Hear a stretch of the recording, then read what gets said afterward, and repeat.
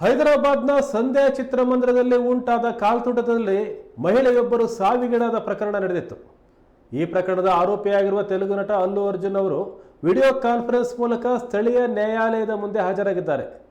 11ನೇ ಆರೋಪಿಯಾಗಿರುವ ಅಲ್ಲು ಅರ್ಜುನ್ ನ್ಯಾಯಾಲಯದಲ್ಲಿ ಸಾಮಾನ್ಯ ಜಾಮೀನು ಅರ್ಜಿಯನ್ನು ಸಲ್ಲಿಸಿದ್ದು ಡಿಸೆಂಬರ್ 30ರಂದು ವಿಚಾರಣೆಗೆ ಬರುವ ಸಾಧ್ಯತೆ ಇದೆ. ಘಟನೆಗೆ ಸಂಬಂಧಿಸಿದಂತೆ ಡಿಸೆಂಬರ್ 13ರಂದು ಬಂಧನಕ್ಕೊಳಗಾಗಿದ್ದ ನಟನನ್ನು ನಾಂಪಲ್ಲಿ ನ್ಯಾಯಾಲಯಕ್ಕೆ ಹಾಜರುಪಡಿಸಲಾಗಿದ್ದು 15 ದಿನಗಳ ನ್ಯಾಯಾಂಗ ಬಂಧನ ಇಂದು ಕೊನೆಗೊಂಡಿದೆ. ಈ ಹಿನ್ನೆಲೆಯಲ್ಲಿ ಮುಂದಿನ ವಿಚಾರಣೆ ಭಾಗವಾಗಿ ಅವರು ನ್ಯಾಯಾಲಯದ ಮುಂದೆ ಹಾಜರಾಗಬೇಕಾಗಿತ್ತು. ಹೀಗಾಗಿ ವಿಡಿಯೋ ಕಾನ್ಫರೆನ್ಸ್ ಮೂಲಕ ನ್ಯಾಯಾಲಯದ ಮುಂದೆ ಹಾಜರಾಗಿದ್ದಾರೆ ಅಲ್ಲು ಅರ್ಜುನ್. ಅಲ್ಲು ಅರ್ಜುನ್ ಅವರನ್ನು ಜೈಲಿಗೆ ಸ್ಥಳಾಂತರಿಸಿದ ನಂತರ ತೆಲಂಗಾಣ ಹೈಕೋರ್ಟ್ ಅವರಿಗೆ 4 ವಾರಗಳ ಮಧ್ಯಂತರ ಜಾಮೀನು ನೀಡಿತ್ತು ಮತ್ತು ಡಿಸೆಂಬರ್ 14ರಂದು ಅವರು ಜೈಲಿಂದ ಬಿಡುಗಡೆಯಾಗಿದ್ದರು. ಈಗ ಆ ಪ್ರಕರಣದ ವಿಚಾರಣೆಗಾಗಿ ಅವರು ವಿಡಿಯೋ ಕಾನ್ಫರೆನ್ಸ್ ಮೂಲಕ ಸ್ಥಳೀಯ ನ್ಯಾಯಾಲಯಕ್ಕೆ ಹಾಜರಾಗಿದ್ದಾರೆ.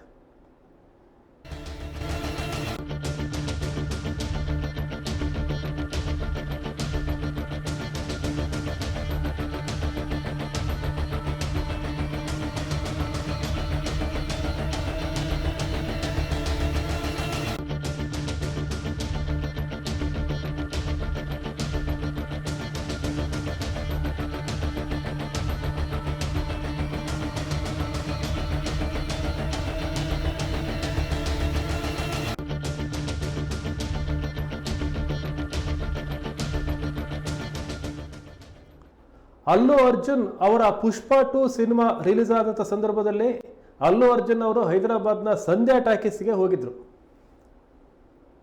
ಅವರು ಅಲ್ಲಿಗೆ ಹೋದಂಥ ಸಂದರ್ಭದಲ್ಲಿ ಬಹಳ ನೂಕುನುಗ್ಗಲುಂಟಾಗಿತ್ತು. ಜನರ ಸಂಖ್ಯೆ ಹೆಚ್ಚಾಗಿತ್ತು. ನೆಚ್ಚಿನ ನಟನನ್ನು ನೋಡಲಿಕ್ಕೆ ಅಭಿಮಾನಿಗಳು ಮುನ್ನುಗ್ಗಿ ಬಂದಿದ್ದರು. ಈ ಸಂದರ್ಭದಲ್ಲಿ ಅವರ ಅಭಿಮಾನಿಯೇ ಆದಂಥ ಮಹಿಳೆಯೊಬ್ಬರು ಅಲ್ಲಿ ಉಸಿರುಗಟ್ಟಿ ಸಾವನ್ನು ಕಂಡಿದ್ದರು ಮತ್ತು ಆ ಮಹಿಳೆಯ ಪುತ್ರ ಕೋಮಾಕ್ಕೆ ಹೋಗಿದ್ದರು. ಈ ಪ್ರಕರಣಕ್ಕೆ ಸಂಬಂಧಪಟ್ಟಂತೆ ಅಲ್ಲು ಅರ್ಜುನ್ ಅವರ ವಿರುದ್ಧ ಒಂದು ಪ್ರಕರಣ ದಾಖಲಾಗಿತ್ತು. ಅವರನ್ನು ಪೊಲೀಸರು ಅರೆಸ್ಟ್ ಸಹ ಮಾಡಿದರು. ಅದೇ ದಿನ ಹೈಕೋರ್ಟ್ ಅವರಿಗೆ ಮಧ್ಯಂತರ ಜಾಮೀನು ಕೊಟ್ಟಿತ್ತು.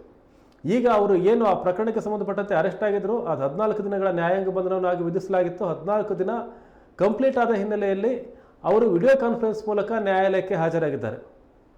ಈಗ ಡಿಸೆಂಬರ್ 13ರಂದು ಅವರು ಅರೆಸ್ಟ್ ಆಗಿದ್ದು 14 ದಿನ ನ್ಯಾಯಾಂಗ ಬಂಧನ ಆಗಿತ್ತು. ಈಗ ಅವರು ಏನು ಜಾಮೀನು ಅರ್ಜಿ ಸಲ್ಲಿಸಿದ್ದಾರೆ ಅದು ಡಿಸೆಂಬರ್ 30ನೇ ತಾರೀಕು ವಿಚಾರಣೆಗೆ ಬರುವ ಸಾಧ್ಯತೆ ಇದೆ. ಈಗ ಘಟನೆಗೆ ಸಂಬಂಧಪಟ್ಟಂತೆ ಅವರು ಜಾಮೀನು 14 ದಿನಗಳ ನ್ಯಾಯಾಂಗ ಬಂಧನ ಮುಗಿದ ಹಿನ್ನೆಲೆಯಲ್ಲಿ ಅವರು ವಿಡಿಯೋ ಕಾನ್ಫರೆನ್ಸ್ ಮೂಲಕ ಸ್ಥಳೀಯ ನ್ಯಾಯಾಲಯಕ್ಕೆ ಹಾಜರಾಗಿದ್ದಾರೆ.